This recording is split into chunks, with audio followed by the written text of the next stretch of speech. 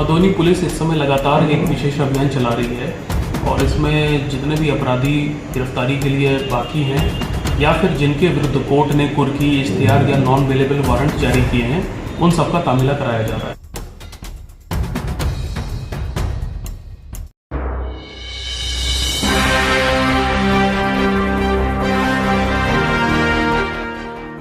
Madhubani police इस समय लगातार एक विशेष अभियान चला रही है और इसमें जितने भी अपराधी गिरफ्तारी के लिए बाकी हैं या फिर जिनके विरुद्ध कोर्ट ने कुर्की, इश्तिहार या नॉन अवेलेबल वारंट जारी किए हैं, उन सबका तामिला कराया जा रहा है। तो इसी क्रम में कल के दिन में 9 अपराधियों के घर की पुलिस ने कुर्की की है।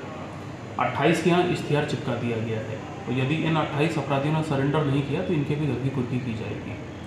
करीब 111 नॉन अवेलेबल वारंट का पुलिस ने निष्पादन किया है। 152 लोगों का जो समन कोर्ट से इशू था उसका भी पुलिस ने तामिला कराया है।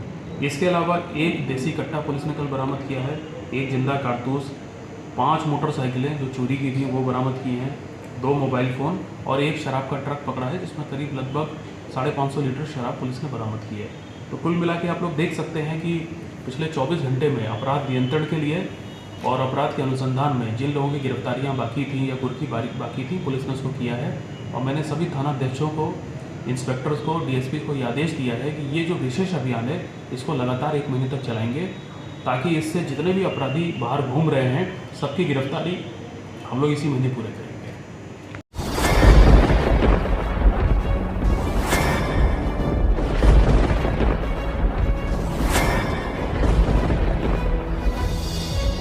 हम जीविका के सीआरपी छी 10 साल 12 साल से एको गो पाई न हमरा के दरमाहा घरे घरे संदेश देता है कि क्या प्रशासनिक अधिकारी सही तरह से एक्टिव नहीं है या फिर नीतीश सरकार कंट्रोल नहीं कर पा रही है? ये सरकार में कमी है जो सर, सरकार जो कंट्रोल नहीं कर पाती है सर। बाकी जो भी है सब एक ही तरह। मनोज बाबू, आप फटे दूध से छाली निकालने वाले लोग हैं, ब्रेकिंग न्यूज के मास्टर हैं।